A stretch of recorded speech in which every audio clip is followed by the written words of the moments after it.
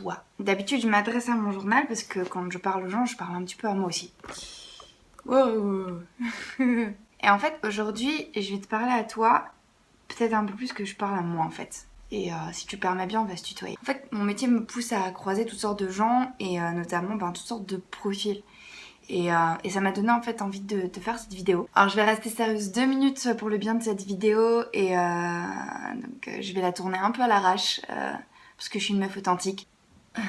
Donc je disais que je suis authentique, tellement authentique, de l'authenticité de la meuf. Tu vois ça ça c'est de l'authenticité en fait. Et pour ceux qui comprennent pas trop de quoi je parle, je vous mets en description un lien vers une vidéo de parodie sur le coaching en développement personnel que je trouve extrêmement juste. Et genre ça a été mon fou rire de la semaine. Je m'en remettrai jamais de cette vidéo. Donc je vous la mets en lien parce qu'elle est vraiment très marrante. Et en plus, comme tu peux le voir, je suis assise en tailleur et c'est bien connu. Quand un coach se met en tailleur et met un petit coussin sur son ventre ou un plaid, ça veut dire qu'il va vraiment devoir te dire des choses qu'il faut que tu écoutes. En fait, cette vidéo, elle est vraiment pour les gens qui ne s'aiment pas trop. Les gens qui ont l'impression en fait de devoir toujours s'excuser d'exister en fait. Je sais que c'est assez régulier en fait. Il y a énormément de gens autour de moi qui ont l'impression en fait qu'ils doivent perpétuellement justifier le fait d'être là.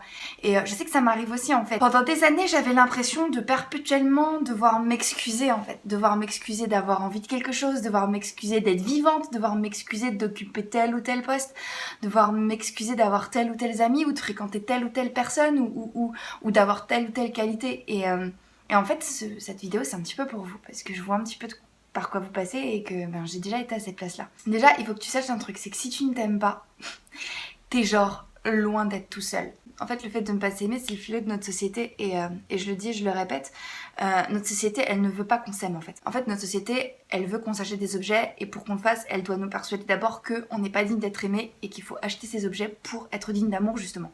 Et si tu ne t'aimes pas, relève ton nez et regarde autour de toi et tu te rendras très vite compte que paradoxalement les gens qui ont les plus grandes gueules, les gens qui sont les plus virulents, les gens qui essaient le plus d'imposer leur avis, les gens qui cherchent le plus à briller, les gens qui cherchent le plus justement à te convaincre qu'ils sont dignes d'aimer, les gens qui t'expliquent par A plus B que tu n'es pas digne d'aimer, les gens qui dépensent une énergie folle à te prouver qu'ils sont meilleurs que toi, mieux que toi, plus grands que toi, plus riches que toi, plus forts que toi, et paradoxalement, ils s'aiment encore moins que toi. En fait, avant, quand je voyais quelqu'un d'extrêmement prétentieux ou quelqu'un de mauvais, quelqu'un d'enfoncièrement méchant ou quelqu'un qui était extrêmement égoïste ou quoi, je le détestais. Avant, je détestais les gens égoïstes, je détestais les gens qui me détestaient, je détestais les gens qui se comportaient mal et les gens qui se comportaient comme des connards. Je les aime toujours pas plus aujourd'hui, hein.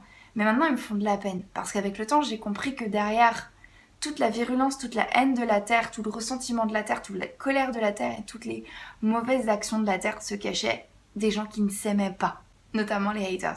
Je ferai peut-être une vidéo spécialement pour eux, mais je m'adresse aussi un petit peu à eux parce que j'ai compris qu'en fait ils ne s'aimaient pas trop. Si tu ne t'aimes pas, t'as peut-être le droit de penser que ce que tu fais aujourd'hui ou qui tu es aujourd'hui ne suffit pas et t'as peut-être raison.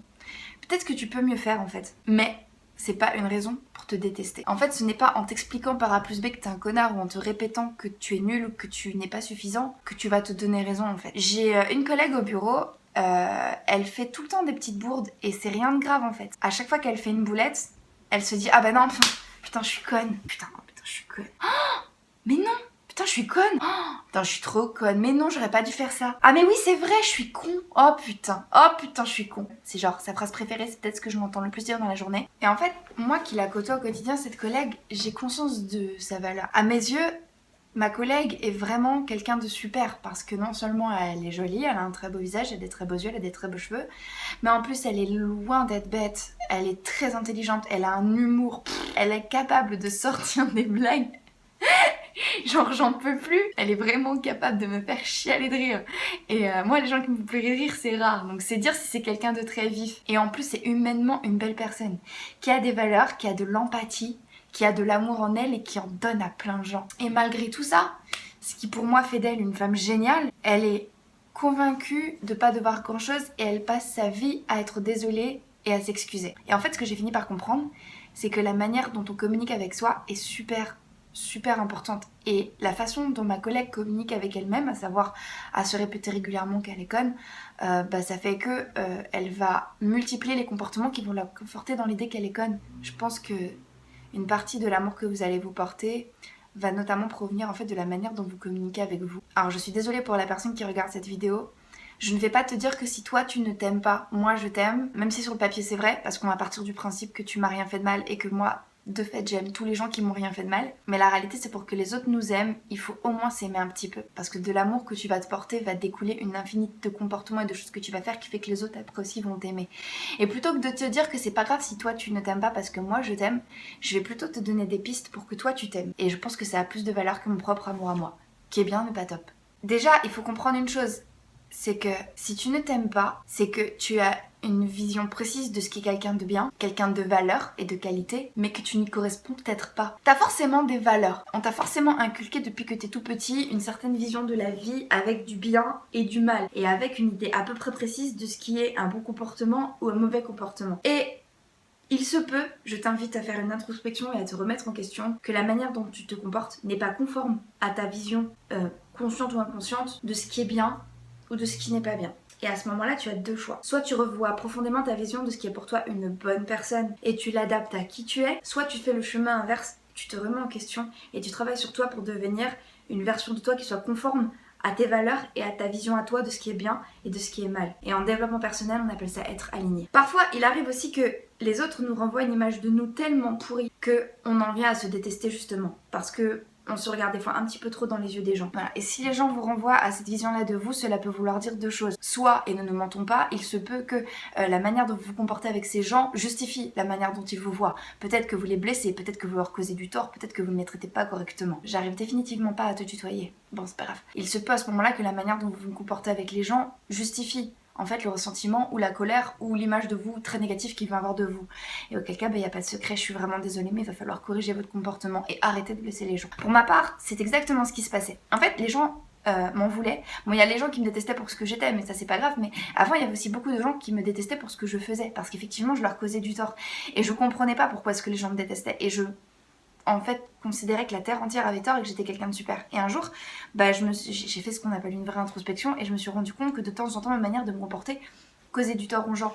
Et moi, dans mes valeurs morales, je suis quelqu'un d'extrêmement strict. Ça veut dire que j'ai une idée très précise de ce qui est un bon ou un mauvais comportement et quand je me comporte mal, je le sais pertinemment et je me déteste après. Tiens, d'ailleurs, pour apprendre à vous aimer, le premier acte d'amour envers vous-même que vous pourriez faire, c'est virer de votre vie toutes les personnes toxiques. L'acte d'amour suivant, c'est de se préparer des faritas. Mais ça, c'est genre le level d'après, tu vois, c'est on y va doucement, ok? En fait, pour apprendre à s'aimer, il faut être et il faut faire. Il faut être en cohérence avec ses valeurs, avec ses aspirations et avec la propre vision qu'on a de soi en fait. Et pour ça, il faut d'abord définir quelles sont tes valeurs pour savoir exactement comment bien te comporter pour t'aimer. Ensuite, il faut faire des choses qui nous rendent fiers de nous. Chacun d'entre nous a le devoir de s'aimer. Et je dis bien que c'est un devoir et pas un droit de s'aimer parce que la manière dont tu vas t'aimer va directement influer sur la manière dont tu vas te comporter avec les autres. Du coup, le fait de devoir s'aimer n'est pas juste une démarche égocentrique, c'est aussi une démarche nécessaire pour ensuite pouvoir être cool avec les autres, interagir avec les autres, être en paix avec les autres. Parce que si tu ne t'aimes pas, tu ne peux pas aimer les autres. Et puis, si tu ne t'aimes pas de manière inconditionnelle, si tu ne t'aimes pas dans ta globalité, tu donnes aux autres. Tu vois que ça vient finalement. Tu donnes aux autres la possibilité de t'atteindre à travers tes propres failles. T'aimes vraiment, inconditionnellement, et que tu es en paix avec toi, et même dans les pires aspects de toi, tu deviens intouchable. Et je reviendrai dans d'autres vidéos ou peut-être sur d'autres supports sur ce que j'appelle moins l'intouchabilité. Mais ça j'en parlerai plus tard parce que c'est pas dans une toute petite vidéo tournée avec mon iPhone en tailleur sur mon siège préféré qu'on peut vraiment traiter le sujet de manière intéressante. Et si tu ne t'aimes pas, c'est pas grave parce que j'ai une bonne nouvelle pour toi.